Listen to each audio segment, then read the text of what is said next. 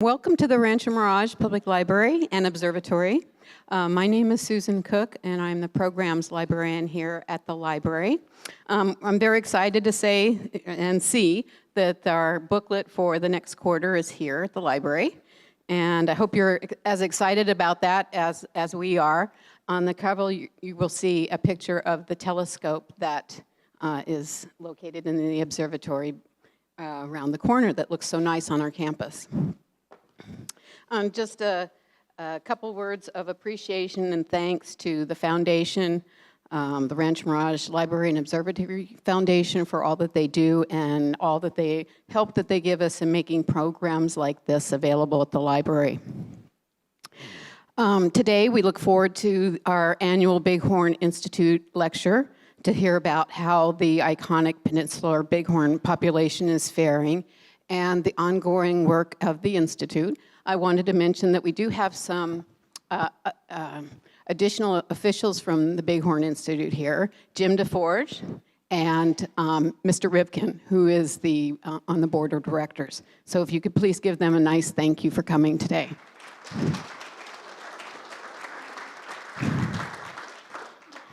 Now it's my pleasure to introduce the lovely biologist, Aimee Byard. Aimee's been here before, and she's done a wonderful job creating these pictures and presentations for us of this lovely creature that calls our desert home. Aimee has worked at the Bighorn Institute since 2000 as a biologist, and additionally, she now serves as the Institute's Associate Director. Please give Aimee a nice, warm Rancho Mirage Library welcome. Thank you. Thank you very much, Susan, and I want to thank the library and the city of Rancho Mirage for the opportunity to talk to you today about bighorn sheep in the Coachella Valley. So one of the first questions people ask us is, what are they called? Is it correct to call them peninsular bighorn? Is it correct to call them desert bighorn? Which is right? They're both right. They're called peninsular bighorn because they reside in the Peninsular Ranges, which are found from Palm Springs to Mexico. They are also called desert bighorn because they only reside in a desert. At the turn of the 19th century, there was about 1.5 to 2 million wild sheep in North America. Today, there's about 80,000 bighorn sheep. And this picture here are bighorn sheep petroglyphs. I don't know if you've seen them in the wild. They're amazing. This is one of the largest set of petroglyphs ever found. Jim actually discovered them years ago. They were unknown to the archaeologists at that time. And the Indians would often do these depictions they thought maybe it brought them good luck for hunting, things like that. In 1979, there was about 1,200 peninsular bighorn sheep in the United States. Again, that would be from Palm Springs to the Mexican border. In 1996, they dropped down to just 280.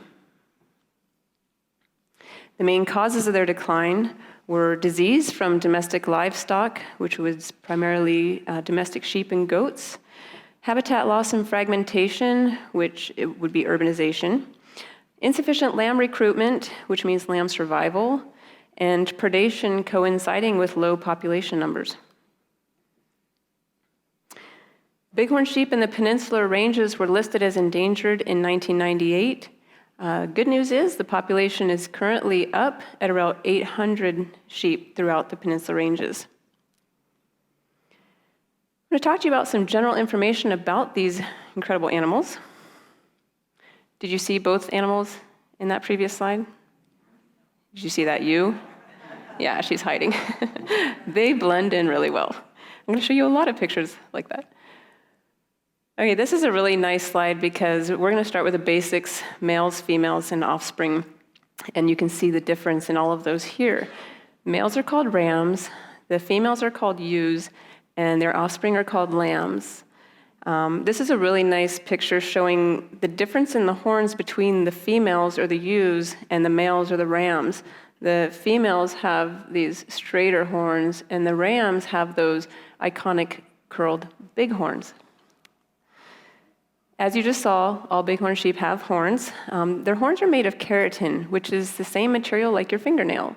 So while they have a bony core underneath this horn sheath, about a third of the way up from the base of their head, the rest is hollow and has blood vessels and such. They'll show their horns about 2 months of age. They'll start growing. It was really hard to see that lamb picture previous to this, but it had little like 1-inch horns showing, and they were gray. They start off gray, and then they turn a more golden color. Their horns grow their entire lives. They do not shed them like deer. So antlers are shed and horns are not shed. So the only way that you would find a horn sheath in the wild would be if that animal had died. You can generally age a ram by the growth rings that they get on their horns. Each breeding season or rut, their horns will temporarily stop growing, and they get an indentation or a ring on their horn. And in the field, we can do a generalized age for that animal. It's pretty subjective on certain animals, or can be subjective because it depends a lot on the environmental conditions for how much horn growth they might have each year. Like say we have a really wet year, lots of good vegetation, they might have more horn growth than a year that's a drought. They might have less horn growth. So you can get a generalized idea. So they're aged into classifications. They have like yearlings are class 1, and then class 2 would be like 2 to 4 year olds. Class 3 would be 3 to 5 year olds. 5 to 7 year olds. Lost my place. And then class 4 would be 8 years plus. This is a class 4 ram. So the bigger rams are the ones that everybody thinks are the impressive ones, and they are.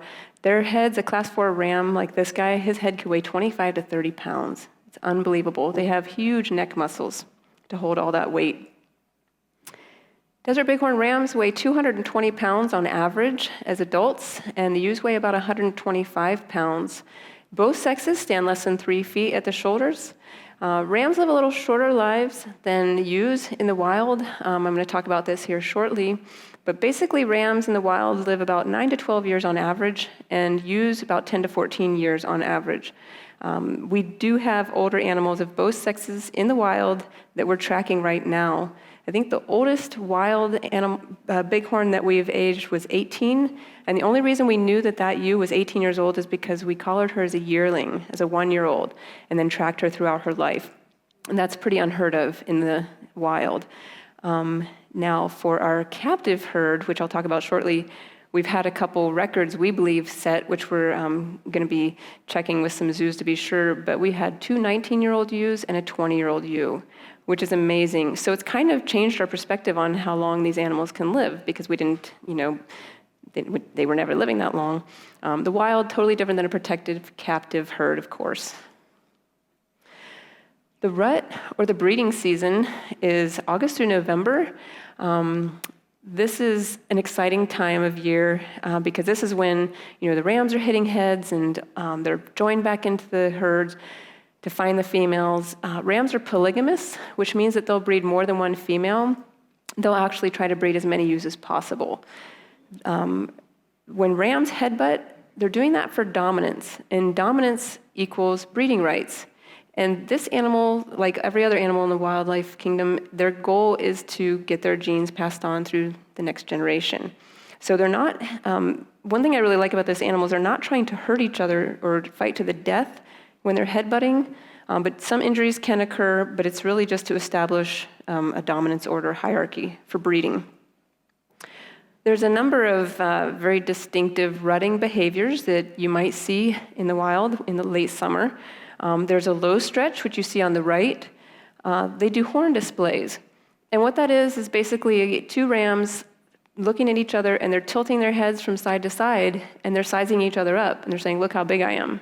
And sometimes they're really not that big. It's the younger ones generally challenge the older ones, and so you have like these little 2-year-olds coming up, and I'm just like, oh, please, just walk away. It's not gonna end well for you, whatever. And the older rams, another reason I really like this species, the older rams can be so patient.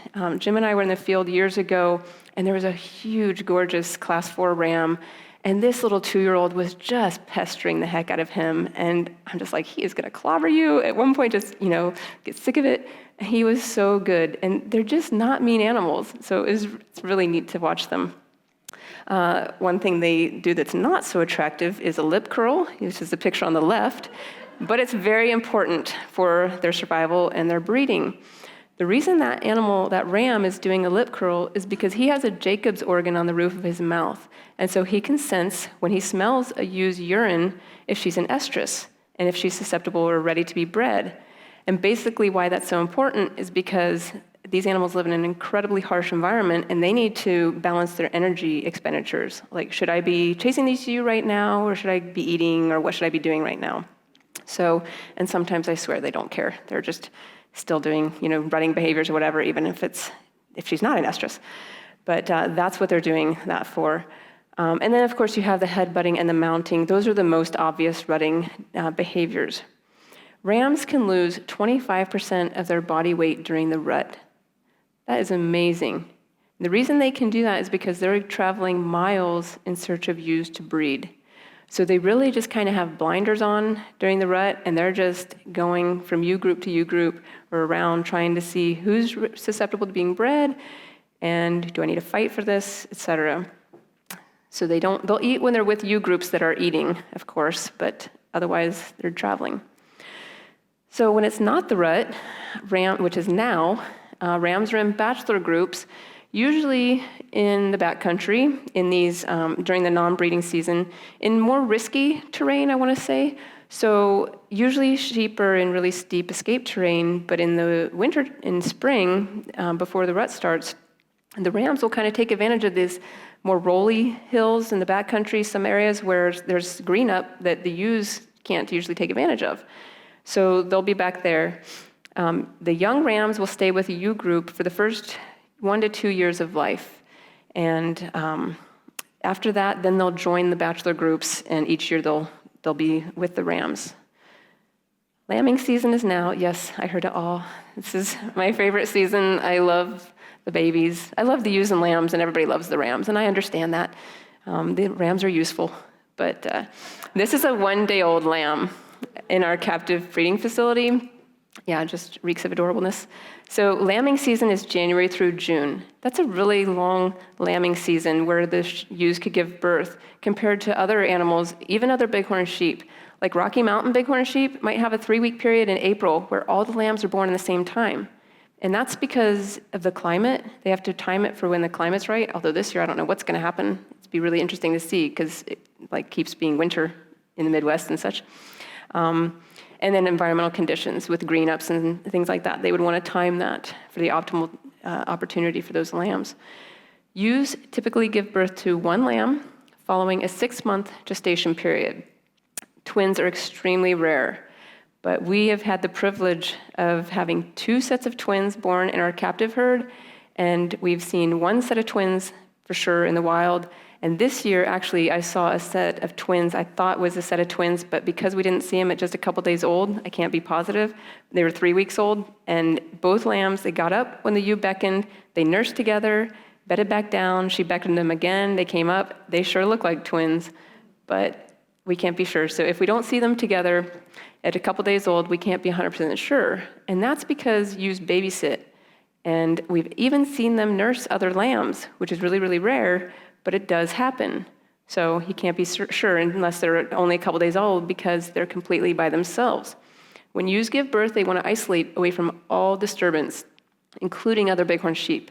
So that ewe would be with her newborn lambs for the first few days of its life, and then you would know for sure that that's their mother. The lambs are born gray, like you see here. They blend in incredibly well with the rocks. They'll turn brown after a few months of age. On average, they weigh about 8 pounds when they're born, and they can walk within minutes, and they're just all leg. And in our captive herd, we would always catch them in the first day after they're born, and we would sex them and weigh them and maybe draw some blood, do some health testing, things like that. If we don't catch them after 1 day, they can literally outmaneuver us on the hill, which is very, very humbling. So we don't talk about that. We've caught most of them. Their home range knowledge, which is where they live, is passed down through generations, and that's because the lambs spend the first year of their life with their mothers. So each year, the new lambs are learning where to eat, drink, escape predators, all these important things, because they spend that first full year with mom. So where do they live? They live in steep, open, mountainous terrain, which is basically all of our Coachella Valley mountains. This is all great sheep habitat. Peninsular bighorn sheep are unique in that they're called low elevation sheep. They reside from about 400 feet elevation to about 4,000 feet elevation. And that's despite the opportunity to go to 10,000 feet in the San Jacinto Mountains. They like to stay below that chaparral level. They're often referred to as the upside down sheep because they're behaviorally different than all other bighorn sheep. In wintertime, regular bighorn sheep or other bighorn sheep are coming down low. Summertime, they go high. It's exactly the opposite of these sheep. Winter, they go high. Summer, they come low. So they have some interesting behavioral differences. The home range is usually larger for rams versus ewes, and that goes back to that rutting behavior I was talking about, where the rams will travel miles searching for ewes to breed. The ewes will not do such travels. Bighorn sheep are herbivores. They basically eat every native plant out there. That's another one of the questions besides what do we call them, is what do they eat? There's nothing out there. If you look, it looks dead.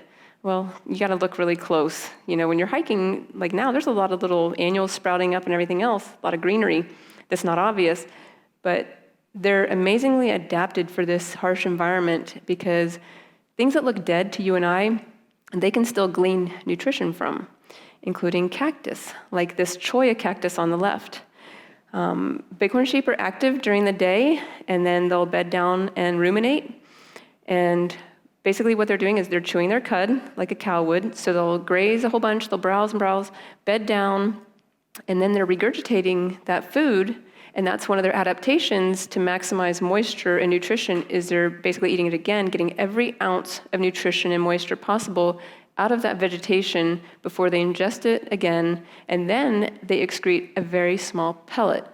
For the size of this animal, their scat is very small. It's just a little, I should have brought an example. They have a pile of it, but it's little, it's like deer. Yeah, she's laughing. I guess that's not exciting to people to see. It's good I didn't bring some. But it's amazing. I mean, it's one of the ways that they can, use every bit of moisture in the desert here. They rely on wash bottoms, especially during droughts. So the picture on the right has sheep in a wash bottom, and it's actually summertime because that's usually the only time or areas that certain places will have vegetation. Any green up vegetation would be in a wash bottom because the moisture that we may have gotten earlier in the year would have been retained in that soil. And they're eating on a cat claw there. Do you know what a cat claw is? Has those cat-like stickers on it? Well, they can strip the leaves right off of it. They're amazing. They eat a lot of things with stickers. Did this not turn here? Their eyesight is their main defense. It's been likened to about 8-power binoculars. If you look through a pair of binoculars next time, then you'll see what the sheep are seeing all the time, which is amazing. That's one of that's their biggest defense because they can spot predators from far away because these are not aggressive or fight animals. They like to flee or get above any perceived threat, and then they might reevaluate it. The adults are brown. This is a really good picture of how they blend in. So these lambs are like 6 months old, or at least the one in the back there. Well, those two are. And so they've already turned tan. You know, they start out that gray color, and then by like 3 months old, they're brown, and they're blending in beautifully to these rocks. I get people telling me all the time, I've hiked in these mountains for 20 years, and I've never seen a bighorn sheep. Well, I guarantee you, bighorn sheep has seen you, But I tell them, think about how you hike. Are you just head down, looking at your feet, or if you're hiking with some friends, just, chit-chatting the whole time, or are you actually stopping to look at the mountains, And it's hard to see them.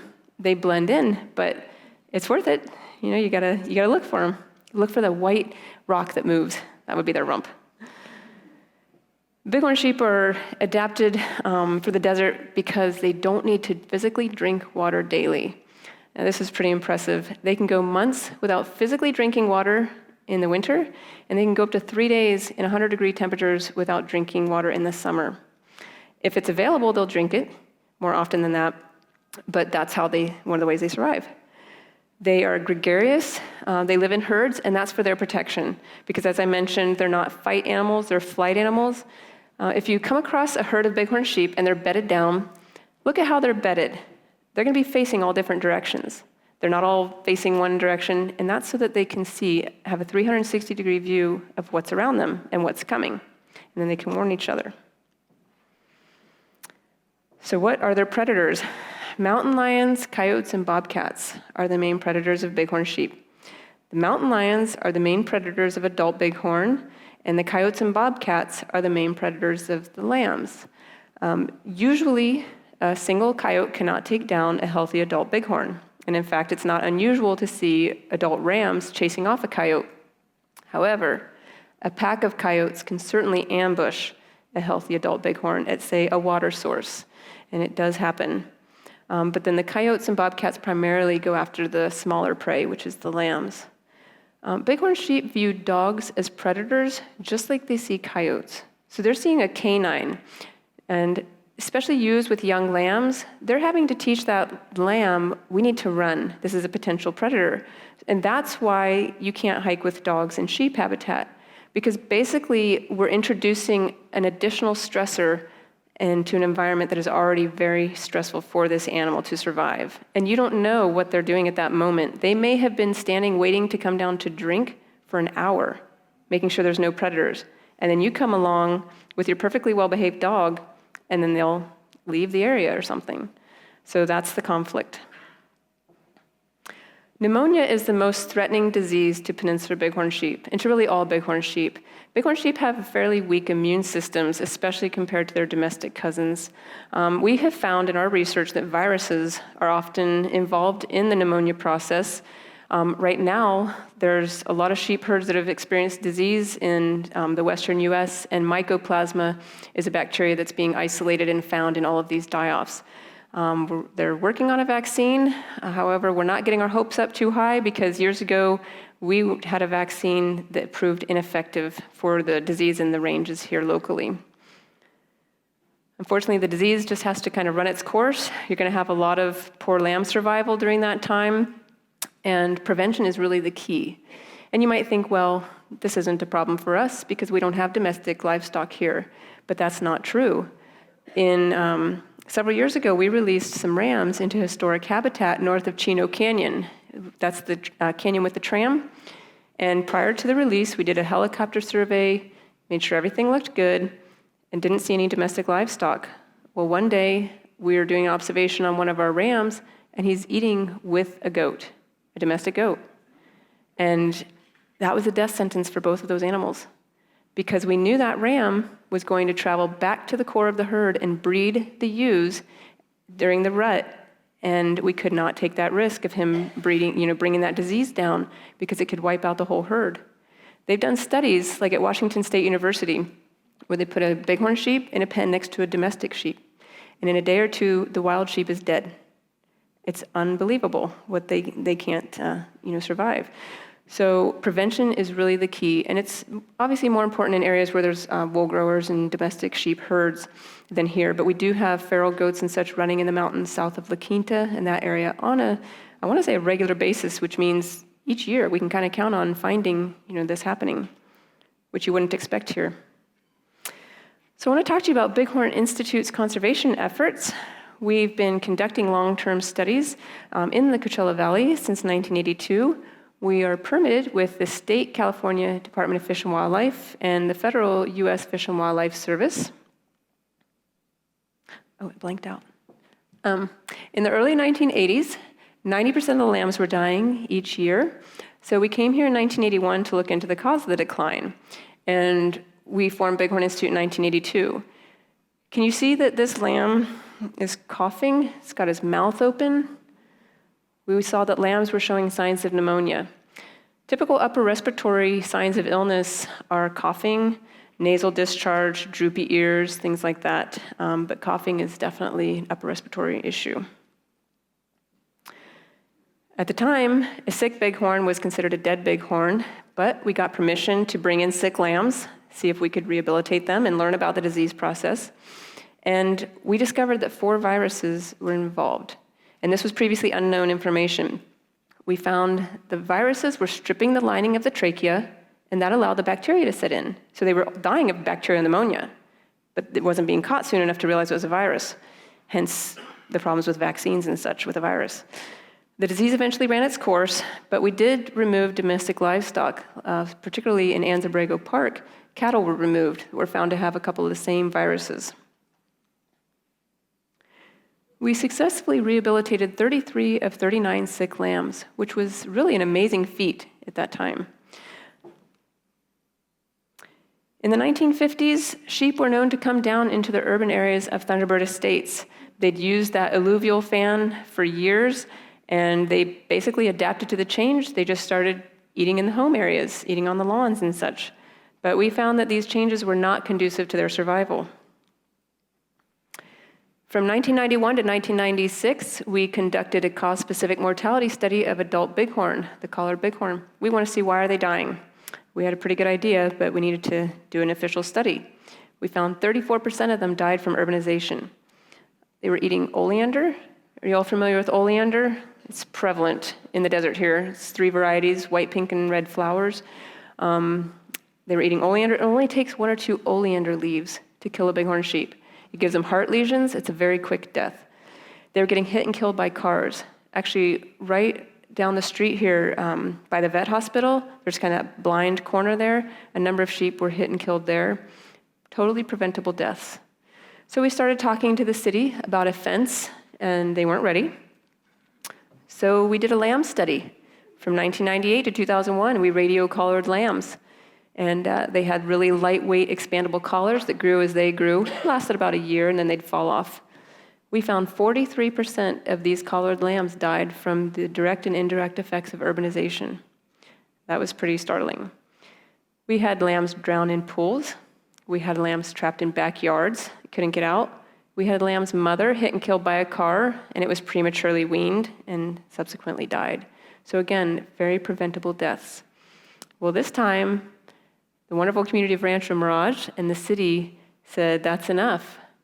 And they put up $1 million fence right across the street. Here's where it starts. That fence has completely eliminated urban-related bighorn deaths since it was built in 2002. Amazing, yeah. The fence is 8 feet high. Most of it's chain link, like you see here.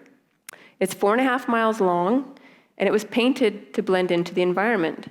So it's really funny because a lot of people don't even realize there's a fence. You know, they drive Highway 111 all the time, and they don't ever see it, which is kind of the point. You know, it wasn't supposed to be an eyesore. It was supposed to be a win for the community because they were having their plants all destroyed, and a win for the sheep that put them back in their habitat. So if you can see this yellow line, this is the Rancho Mirage City's fence here. And then after that, 2 additional private fences were put up, one around the Mirada and Ritz-Carlton, and this is Porcupine Creek here. Now we have about 8 miles of continuous fence, all the same 8 feet high, painted, etc. And it's just been an incredible recovery tool. The fence has helped accomplish the recovery goal of 25 ewes in each of the herds. There's 9 herds or subgroups from Palm Springs to the Mexican border. And the recovery plan says each of those herds needs to have at least 25 adult females for the population to sustain itself. I think about 2 years after this fence was done, we finally met that goal, and it's never come down since, which is great. The fence helped decrease overall adult bighorn mortalities. It completely eliminated the urban-related mortalities. It helped increase lamb recruitment or survival. We started seeing a habitat use shift away from that urban area and restored historic distribution, which is what we hoped for. And today there's about 75 adult bighorn in the northern Santa Rosa Mountains, and that's the Rancho Mirage Palm Desert herd. Unfortunately, it's deja vu now in La Quinta. In 2007, started with a group of rams. These are the guilty 5 that started. They came down on the golf course, and we went out, we investigated it, and we're like, you know what, this is bad, but we'll chase them off. They were very receptive to being hazed, which is just kind of shooed back into the mountains. But in 2012, the ewes started bringing their lambs down, and everything went downhill from there. Because, as I mentioned earlier, that home range information, where to live, is passed down from generation to generation. These lambs now think of the golf courses in La Quinta as their home range. That's where we come to eat. And the golf courses that I'm referring to are Tradition, Silver Rock, PGA West, and the Quarry. That's north to south along the foothills there. Well, just like in Rancho Mirage, we saw these sheep. These sheep are now habituated, which they're basically addicted, if you can relate more to that analogy of how they are with this grass and these golf courses and coming down. We've got a lot of sick lambs. And that's because we have groups of 30 and 40 sheep browsing together. You don't see that here in the wild because there's not enough vegetation to support that. So when you have a sick lamb or a couple sick lambs, that disease is just going to spread like wildfire to the whole group. These sheep are more vulnerable to predators in urban areas. They're on the flats, they've got walls, they've got vegetation that blocks their eyesight, and I mentioned their eyesight is their main defense. And sheep are adapted to escape predators in steep terrain, not on flat golf courses. We have sheep running in the streets now, and we've had sheep, I think, 3 miles away, at least, from the nearest mountain in recent years. And now you have to look for sheep where you shouldn't have to look for sheep for your own safety. We had a ram hit and killed on Jefferson, right off of Silver Rock there.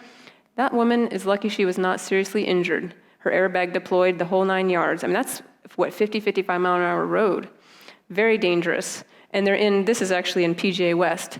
You can drive through PGA West any day of the week, and there's sheep just walking. They'll get, so close to you, they don't even care about your car. That is so abnormal behavior for a wild sheep. So we've documented 20 known bighorn mortalities from them coming onto the golf courses since 2012. We've had 5 of them drown in the canal you see here. You can see this ewe. It's just driving me crazy, standing right on the edge there, ready to fall in. So dangerous. We had the ram hit by a car. Another ram ate oleander on Airport Road. 12 have died from disease, and those are the lambs.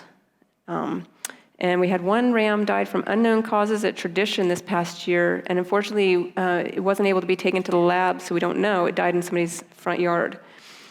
So basically, a fence has been required. Unlike Rancho Mirage wasn't required, they just did the right thing. Now a fence is required around these golf courses by the wildlife agencies because these sheep are endangered. It's taken a long time. The fence was already supposed to be done by now. Silver Rock has put up their fence, but now they're looking hard at PGA West as maybe the next section.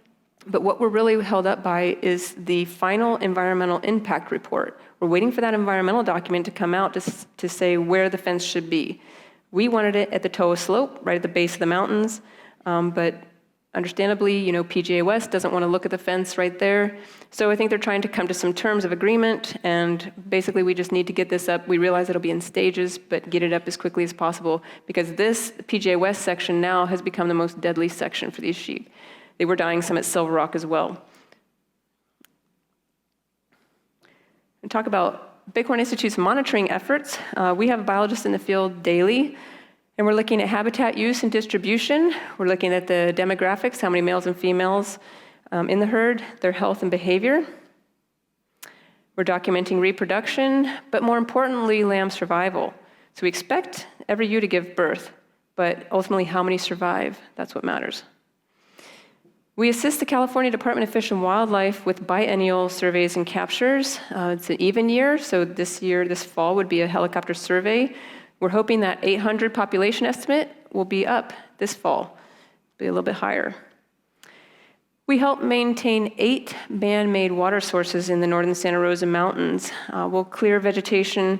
You can see here this is terribly overgrown. We'll go in with hand tools and clear those out. These areas out, and we'll make sure that those water sources are functioning, particularly in summertime when the sheep are reliant on water. We just had a group at a UCLA spend a day of their spring break helping us clean out this water source, and they were go-getters. The one kid was really cute. He's like, I was just up in Sequoia doing trail maintenance, and they thought they worked so hard. This was like so much harder than this. I was like, thank you. Yes, it is hard, and thank you for your work. They did a really great job. So we do monthly fence inspections. We hike that 4.5-mile fence every month, make sure there's no areas where the sheep can get back into the urban area. This is an extreme example, of what might be found. This is a gate off the hinge. The city is so great about fixing everything immediately. They don't want the sheep in anybody's yards either. So we check that out. Bighorn Institute is a private recovery facility for this endangered Peninsular bighorn sheep. We've operated a captive breeding wild population augmentation program since 1984. We are located on 300 acres of land just south of Palm Desert, and we mimic the ecological patterns of the wild sheep. So what does that mean? Basically, when the rams and ewes are separate, like they are now in the wild, they're separate in our facility. But then when they're together during the rut, they would be together, or we would bring them together for breeding at our facility. We have 2 enclosures. They're basically small hills fenced in, and we supplemental feed with alfalfa, and that's so that they can eat native vegetation on the hill without destroying it. So when they get released into the wild, they've already eaten the plants that are in the wild, and it's a very smooth digestive process for them. We've had 145 lambs born at Bighorn Institute since 1984, and we've released 127 sheep into the wild since 1985. You can see here, we've got a couple different ages here. We've got these yearlings. They've got shorter gray horns, and then we've got a couple of adults here. Usually we release them as yearlings, which is a 1-year-old, and that's because they're like teenagers, where they have more of a desire and a need to join up with other wild sheep. And we found if they don't join up with wild sheep, then they won't survive. They need the herd. They need that community. That's not the right word, but you get the idea. Also, we ear tag and radio collar everything that goes out of our facility. We want to know from birth to death what's happened to this animal, and we follow them intensely. We had to see them at least every week post-release for the first 4 months of their life, and then they'd go into our monitoring program of being seen at least a couple times a month. So we really do a lot of intense monitoring on sheep that are released into the wild. I'm really proud to say that this augmentation program has been hugely successful, and we've gotten to see a lot of the fruits of our labor that you don't usually get to see in wildlife biology. In Palm Springs, in 2002, there was just 4 adult females in that herd. So basically, it was on the brink of blinking out. We switched our augmentation efforts from the Rancho Mirage herd over to Palm Springs, and today there's 38 females in that herd. Most of that herd is related to sheep that we've released. So it's really amazing, that herd over there. There's about 75 sheep in that herd as well. So recovery is well underway over there as well. So how can you help? There's a number of ways that you can get involved. You can, first and foremost, educate others with what you've learned today. Education is so important, and for whatever reason, there seems to be a lot of misinformation about the sheep that floats around. So if you hear someone saying something about the sheep that's contrary to what you've heard today, let them know. And if you're confused about something, we're always available. Give us a call. We've got brochures and newsletters in the back with our contact information. You can follow any trail closures or restrictions, especially for dogs. I explained why it's not good to hike with dogs in sheep habitat, because they're seen as predators. Don't approach bighorn in the wild. If you're lucky enough to see them in the wild, just sit down and soak it up. They're more likely to stick around longer for you to give you a better observation and better pictures than if you chase them with your camera, kind of thing.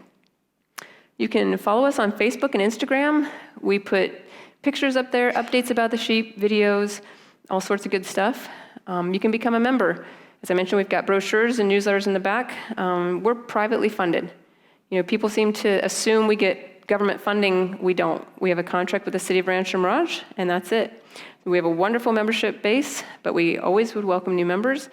One of the new perks we have of our membership, which we started a couple years ago, is member hikes, member-only hikes. So during the season, we take a small group of our members out on a trail, and if we can, we'll track one of our collared sheep, or we just go out and look for sheep. And this year, we were really successful. I think we saw sheep on every single member hike, which was amazing. We don't do those during the summer. I don't understand why people don't want to hike with us in the summer, but if you feel motivated, give us a call. You can log your sheep sightings. This is really helpful for us. We have a citizen science project in the iNaturalist database. This is a free database that you can log every critter, every plant, everything you see in nature. Well, we have a Bighorn Institute project that we just want to know about your sheep sightings. And it's helpful to us because most of the sheep are unmarked, so it helps us keep track of the herd. But it's helpful for you because if you're hiking, you can log into our project and see if there's been any sheep sightings in this area. So it's a win-win. It's free, and it merges with a number of your emails or Facebook, et cetera, things like that. So this flyer with all these instructions are on, this is on our website. You are all now sheep experts, having seen all these sheep pictures, so tell me how many sheep you see in this photo. Raise your hand once you see 6 of them. Oh, Jim, you don't count. You see 6? You got it? We'll give a little bit longer for people to check. Wow, I'm impressed. We got 2, at least 3, or maybe that's a pointing. Are we ready to see the answers? Are those the 6 you saw? Yeah? Did you get them? Good job. Okay. This one's really hard. This yearling ram, you can just see his head, but this is what we see when we do our field work. This would be, they're tucked in the shade, so it's got to be on a hot day here, and they keep your job interesting. It's fun stuff, but they'll take advantage of the shade in the hot times of the day, get it anywhere they can, and then they'll do their browsing and such otherwise. Got a short video that I want to show you. You've seen all these great pictures, but I want to show you a little bit of sheep in action.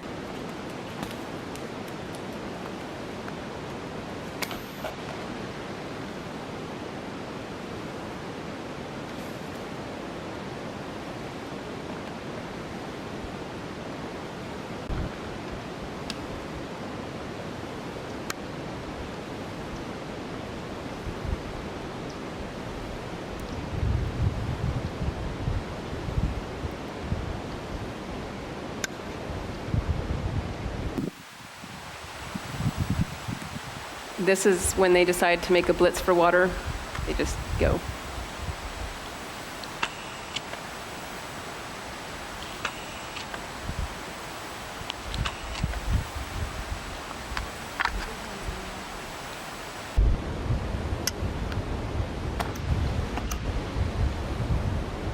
See that yearling ram's kind of looking out there behind them as they drink.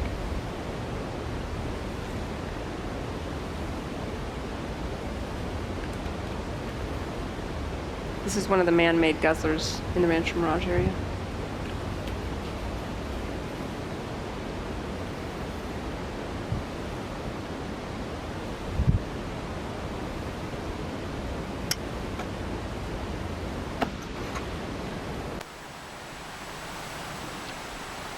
That's a horn display.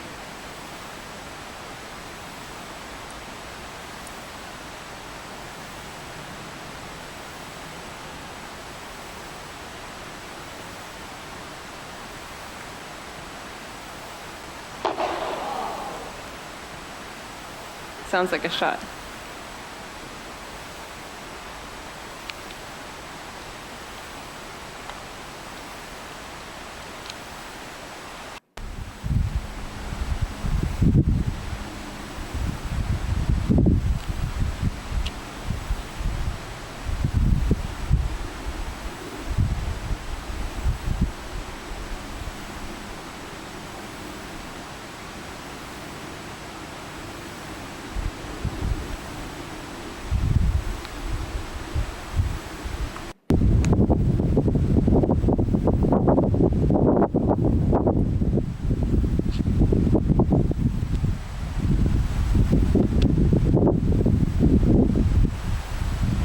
Tell me that is not just adorable.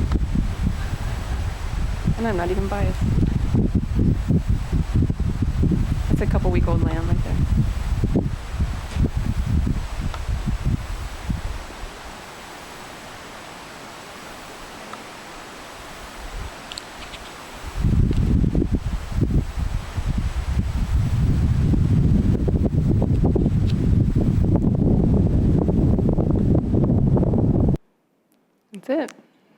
Thank you.